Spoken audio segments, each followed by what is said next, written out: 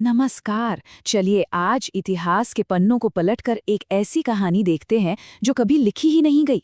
एक ऐसी दुनिया की कल्पना करने के लिए तैयार हो जाइए जो आज की दुनिया से बिल्कुल अलग हो सकती थी। जरा सोचिए, एक ऐसी दुनिया जहां इतिहास ने एक अलग ही मोड़ ले लिया होता। ये सिर्फ एक कहानी नहीं है, बल्कि इस बात की पड़ताल है कि कैसे बस एक घटना ने हमेशा हमेशा के लिए दुनिया का नक्शा ही बदल कर रख दिया। तो इस ऑल्टरनेट फ्यूचर को समझने के लिए हमें सबसे पहले 18वीं सदी के भारत की सच्चाई को जानना होगा। एक ऐसा भारत जब सब कुछ बिल्कुल अलग था। यकीन करना मुश्किल है ना? लेकिन उस जमाने में दुनिया में बनने वाली हर 4 चीजों में से एक चीज भारत में बनती थी। भारतीय उपमहाद्वीप एक आर्थिक महाशक्ति था, सचमुच दुनिया का कारखाना। और ये तो देखिए कितना अविश्वसनीय है। साल 1600 में अकेले मुगल साम्राज्य का जो सालाना राजस्व था वो 200 साल बाद के ग्रेट ब्रिटेन के पूरे खजाने से भी ज्यादा था। ये उस समय की आर्थिक ताकत को दिखाता है। और देखिए, ये दौलत सिर्फ व्यापार से नहीं आई थी। यहाँ के कपड़े अपनी क्वालिटी के लिए पूरी दुनिया में मशहूर थे। यहाँ के बने जहाज यूरोपीय जहाजों से कहीं ज्यादा मजबूत होते थे। और यहाँ का स्टील, उसका तो कोई मुकाबला ही नहीं था।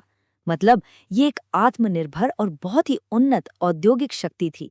लेकिन फिर इतिहास ने एक बहुत ही क्रूर मोड़ लिया। ईस्ट इंडिया कंपनी आई और सब कुछ बदल गया।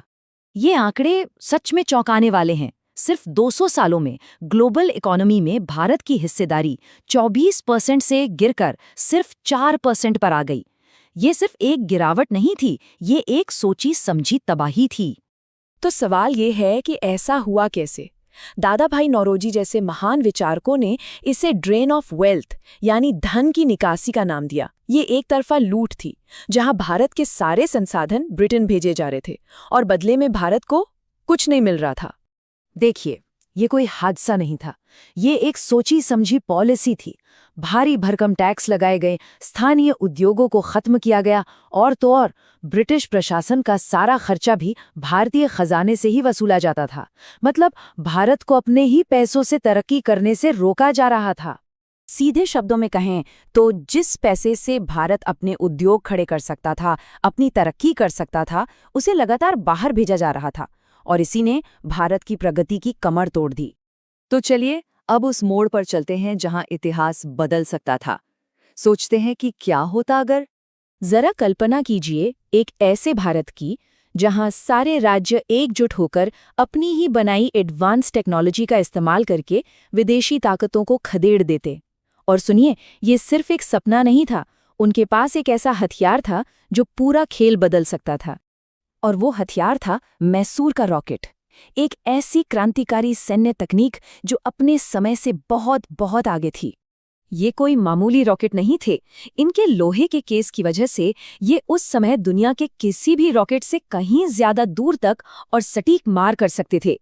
जहां यूरोपियन रॉकेट सिर्फ सिग्नल देने के काम आते थे, वहीं मैसूर के रॉकेट्स युद्ध का पासा पलट सकते थे। और ये कोई इत्तेफाक नहीं था, ये मैसूर सेना का एक बाकायदा ऑर्गेनाइज्ड हिस्सा था जिसके अपनी रिसर्च और डेवलपमेंट लैब्स भी थीं। ये स्वदेशी इनोवेशन का एक ऐसा बेहतरीन उदाहरण था जिसे अगर दबाया नहीं जाता तो शायद इतिहास ही कुछ और होता। तो उस दुनिया में चलते हैं जहां इस टेक्नोलॉजी ने भारत की संप्रभुता को बचा लिया। वहां 19वीं और 20वीं सदी कैसी दिखती? वे औद्योगिकरण के बजाय भारत अपनी खुद की औद्योगिक क्रांति का अनुभव करता। एक ऐसी क्रांति जो उसके अपने संसाधनों और जबरदस्त ट्रेड नेटवर्क से चलती। ये एक नेचुरल ग्रोथ होती, ना कि एक थोपी हुई गिरावट। सोचिए, ज्ञान की एक अटूट परंपरा भारतीय संस्थानों को इनोवेशन में दुनिया का लीडर बना देती, ठीक वैसे ही जैसे वे प्राचीन काल में थे। जब सारा धन देश में ही रहता और बढ़ता तो मुंबई जैसे व्यापारिक केंद्र स्वाभाविक रूप से ग्लोबल फाइनेंस के हब बन जाते। मैसूर के रॉकेटों की उस विरासत पर भारत की अंतरिक्ष यात्रा दशकों, शायद सदियों पहले शुरू होती, जो एक सच्ची टेक्नोलॉजिकल सुपर पावर की पहचान होती। ये जो पूरी काल्पनिक टाइमलाइन हमने देखी, ये हमें एक आखिरी लेकिन बहुत गहरे सवाल पर वापस ले आती है। इस वैकल्पिक रास्ते के बारे में सोचना हमें उन ताकतों पर फिर से विचार करने पर मजबूर करता है जिन्होंने हमारी आज की दुनिया को ये शक्ल दी है। और ये सवाल पूछता है, क्या होता अगर इतिहास का सबसे बड़ा क्या होता अगर सच हो जाता।